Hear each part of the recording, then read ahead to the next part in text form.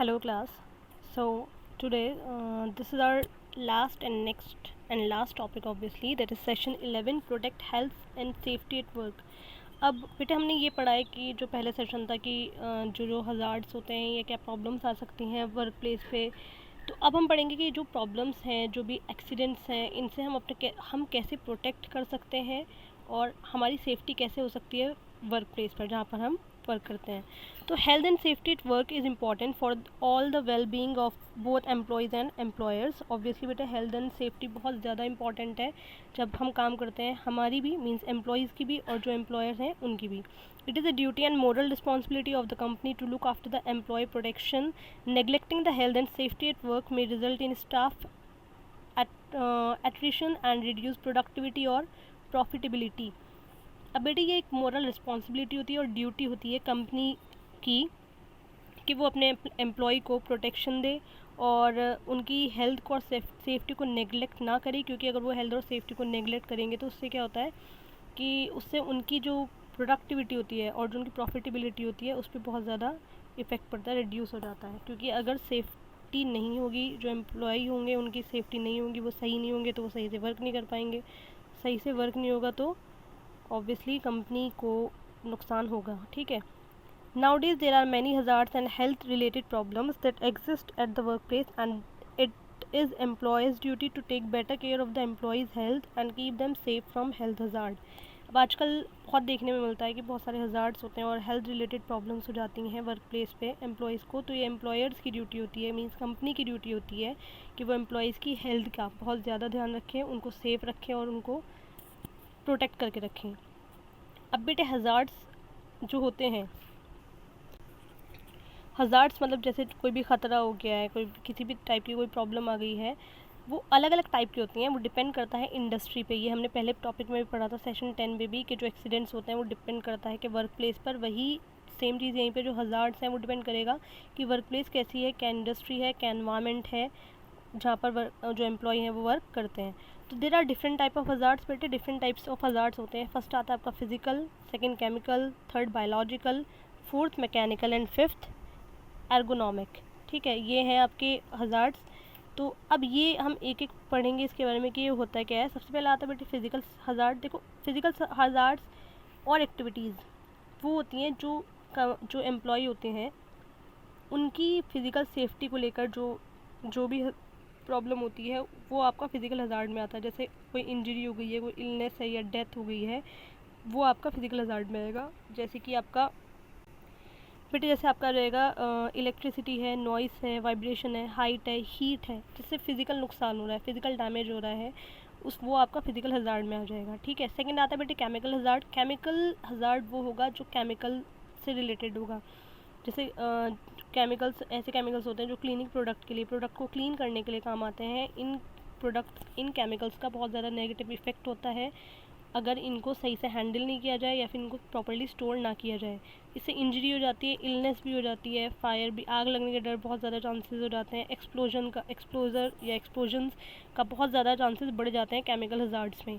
Third आता है बेटे बायोलॉजिकल हज़ार्ड। जैसे आपका वायरस हो गया, बैक्टीरिया हो गए, इंसेक्ट हो गए, एनिमल हो गए, जो कि आपके या फिर जो एम्प्लॉय है उनकी हेल्थ पे जिसका बहुत ज़्यादा बुरा असर पड़ता है।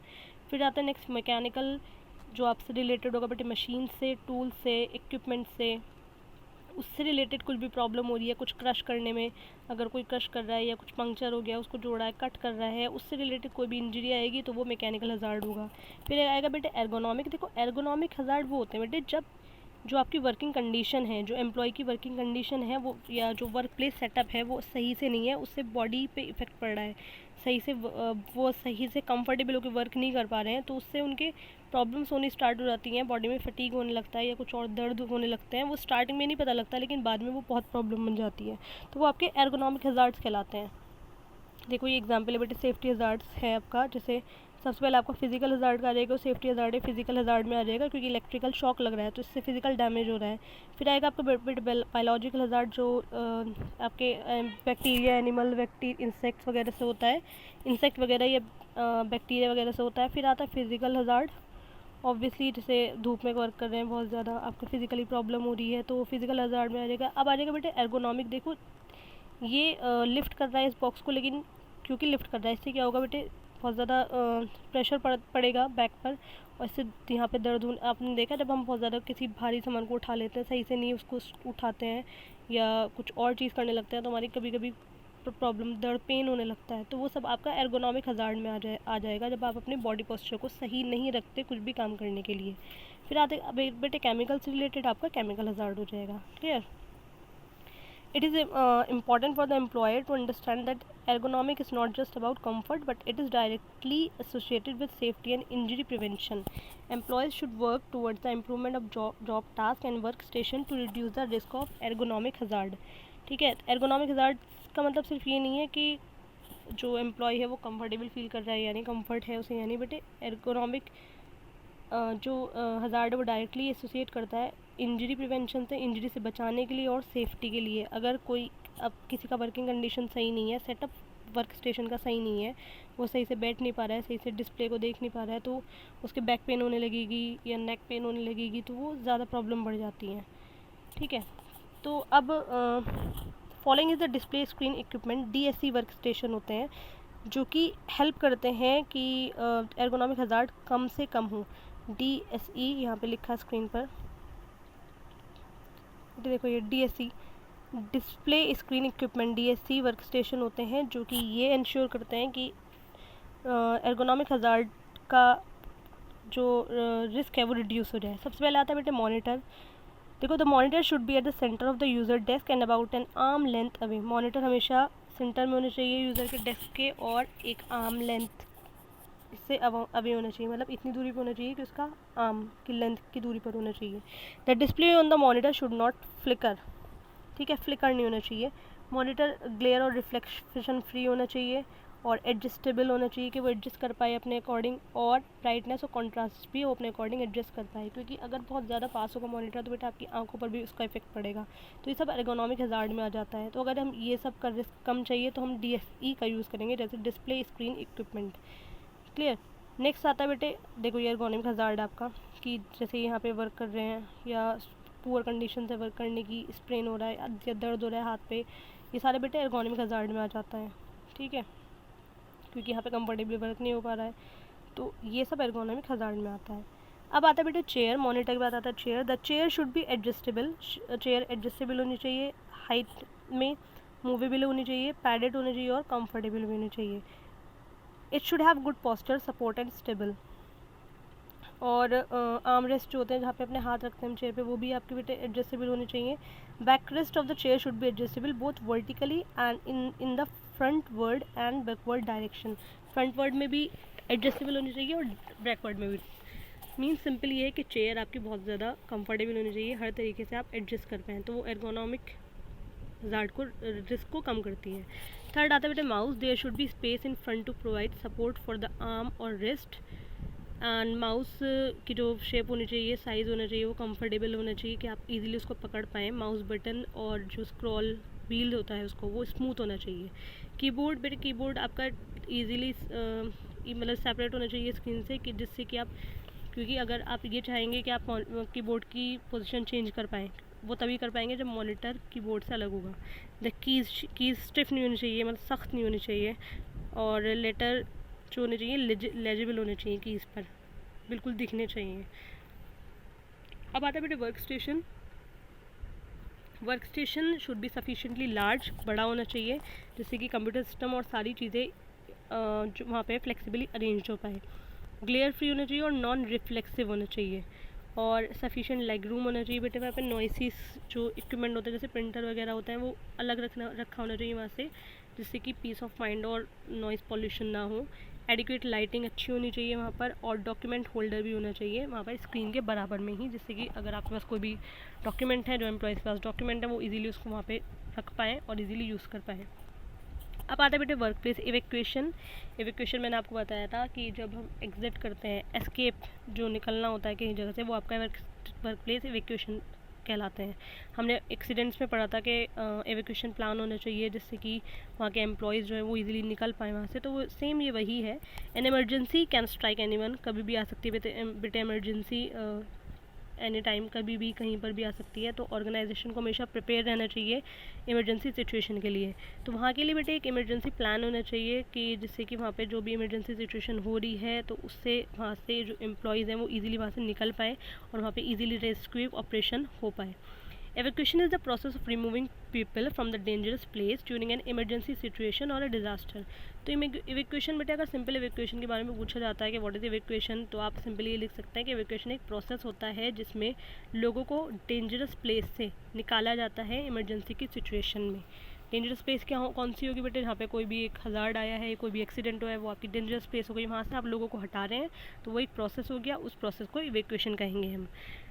It is vital for an evacuation procedure to be planned thoroughly and logically, as an unorganized evacuation result in injury and property damage. And obviously बेटे जब आपका evacuation plan properly planned नहीं होगा तो वहाँ पे इंजरी और लॉस के चांसेस ज़्यादा बढ़ जाते हैं। तो evacuation plan हमेशा properly planned होना चाहिए, well planned होना चाहिए। अब आता है बेटे evacuation consideration, कुछ पॉइंट्स होते हैं। Every organization need to have a written copy of the evacuation plan put in place where it is visible to the staff. A company should make sure that all employees are aware of the evacuation procedure in the workplace and it must consist of clear chain of instruction. Evacuation plan जो होना चाहिए बेटे वो clearly हर notice board पर company में हर जगह लगा होना चाहिए और हर एक एम्प्लॉय को उसके बारे में पूरा पता होना चाहिए, उनके इंस्ट्रक्शन बिल्कुल क्लियर होने चाहिए। Free from evacuation only lead to chaos and damage as employees begin to panic. Thus, every organization needs floor plan with evacuation routes in work areas. Also, evacuation drills should be conducted at regular interval. अब अगर वहाँ पे बेटे evacuation plan कहीं पर नहीं होगा तो इससे क्या होगा कि अगर कोई इमरजेंसी आ जाती है तो एम्प्लॉयज़ डर जाएंगे, वहाँ पैनिक हो जाएंगे बहुत ज़्यादा और वहाँ पे डैमेज का ख़तरा ज़्यादा हो जाता है। तो हर ऑर्गेनाइजेशन को हर फ्लोर पे एक इवेक्यूएशन प्रॉपर प्लान होना चाहिए और उसकी एक ड्रिल मैंने आपको बताया था फायर के टाइम पर ड्रिल होनी चाहिए, रेगुलर बेसिस पे ट्रेनिंग होनी चाहिए उसकी कि अगर आपको इमरजेंसी हो जाती है तो एम्प्लॉयज़ को कैसे निकलना है वहाँ से, कैसे क्या करना है, सो दैट वो पहले से ही एडवांस पे रेडी हो उस चीज़ के लिए। Evacuation plan should ensure that differently abled are assisted properly during evacuation. The evacuation drill must include practice for evacuating people with disability. अब कुछ लोग ऐसे भी होते हैं जो डिसेबल होते हैं, जैसे किसी के कुछ चलने में प्रॉब्लम है या हाथ में कुछ प्रॉब्लम है, स्पेशल एबल्ड जो कहलाते हैं, तो उनके लिए इवेक्यूएशन प्लान अलग होना चाहिए और उसकी भी एक प्रॉपर ड्रिल वहाँ पे होनी चाहिए हर ऑर्गेनाइजेशन में, सो दैट पता हो सबको कि जो स्पेशली एबल्ड हैं वो कहाँ से जाने हैं, किस तरीके से जाने हैं और वहाँ पे कोई चाउस कोई भी प्रॉब्लम क्रिएट ना हो। Organisation must have a design meeting place where employees will gather in case of an emergency. Ensure that every employee must know where it is and evacuation plans must include the method to keep the employee calm in an emergency situation.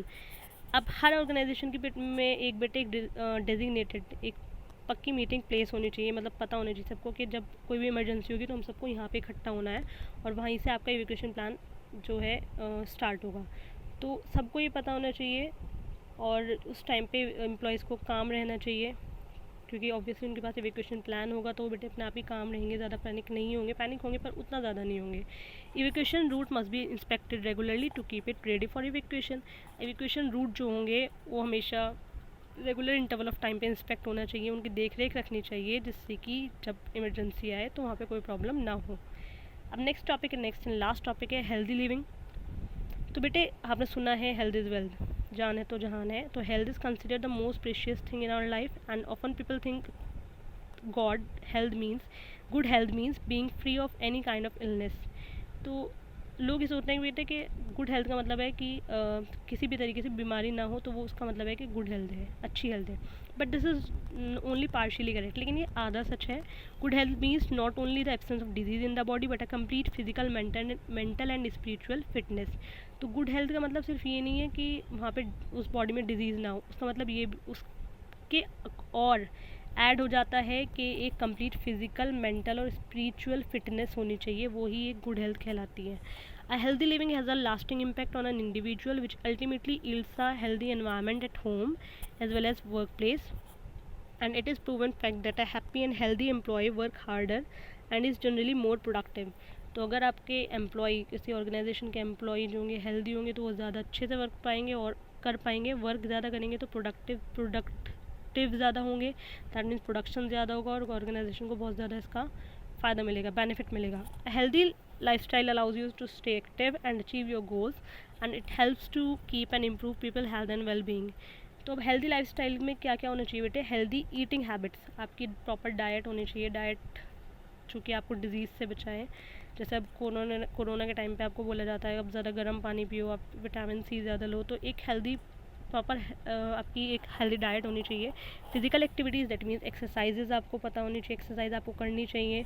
Stress management, अगर कोई भी stress है, कोई change आ रहा है, कुछ और problem है, तो सेल्फ केयर होना चाहिए बेटे। रिलैक्सेशन आपको पता होनी चाहिए कि आप स्ट्रेस मैनेजमेंट कैसे करेंगे, अपने आप को स्ट्रेस से कैसे निकालेंगे, आप अपनी हेल्थ और मूड को कैसे अच्छा करेंगे, वो तभी अच्छा कर पाएंगे जब आप स्ट्रेस से निकलेंगे। तो स्ट्रेस से निकलना बहुत बड़ी चीज़ है, वो पता होना चाहिए सबको कि स्ट्रेस मैनेजमेंट कैसे करना है। फिर फोर्थ आता है बेटे हेल्दी माइंड। हेल्दी माइंड का मतलब होता है बेटे इनर पीस। तो अगर आप फिज़िकली फ़िट हैं तो ज़रूरी नहीं आप मेंटली भी फ़िट हो, लेकिन ये बहुत ज़रूरी है कि फ़िज़िकल के साथ साथ आपको मेंटली फ़िट होना ही चाहिए कि हम कैसे सोच रहे हैं, हम क्या रिएक्ट कर रहे हैं, हम क्या फ़ील कर रहे हैं। फिर आता है साउंड स्लीप, बहुत अच्छा, आप लोग तो सबसे ज़्यादा ही सोते होंगे, तो एक अच्छी नींद बहुत ज़्यादा ज़रूरी होती है एक हेल्दी लाइफस्टाइल में। फिर आता है सिक्स बेटे गोल सेटिंग। जब तक आपके पास एक गोल नहीं होगा कि आपको क्या लाइफ में क्या करना है, आगे जाके कैसे करना है, क्या करना है, तो आपकी लाइफ हेल्दी लाइफस्टाइल नहीं कह सकते, और आपकी एक तरीके से बोल सकते हैं कि कुछ जीना नहीं हुआ, क्योंकि आपके पास कोई एक गोल सेटिंग नहीं है कि आपको आगे जाके क्या करना है। तो एक हमारे पास गोल सेटिंग होनी चाहिए, उस गोल सेट आप करेंगे। जैसे अभी आप 10th में, तो आपका बोर्ड के लिए होगा गोल, तो आपको कैसे मेहनत करनी है, कैसे क्या हार्ड वर्क करना है, कितने परसेंटेज लानी है, ये सब आपको गोल सेटिंग में आता है। Healthy lifestyle is not that easy to achieve और maintain, but with dedication, practice, discipline and sincere effort it can be achieve and ensure a good quality of life. अब हेल्दी लाइफस्टाइल एकदम अपना लेना, maintain करना बहुत easy नहीं है, लेकिन क्योंकि हम डेडिकेट रहेंगे, प्रैक्टिस करेंगे इस चीज़ को, बाहर का खाना नहीं खाएंगे, घर का खाना खाएंगे, फिज़िकल एक्सरसाइजेस करेंगे, अपना आपको सही स्ट्रेस मैनेजमेंट करेंगे अपना, और सेल्फ केयर करेंगे, हेल्दी माइंड रखेंगे अपना, एक अच्छी नींद लेंगे और गोल सेट करेंगे, तो हम एक हेल्दी लाइफ स्टाइल को पा सकते हैं and ensure a good quality of life. So this is all about your chapter. Thank you so much.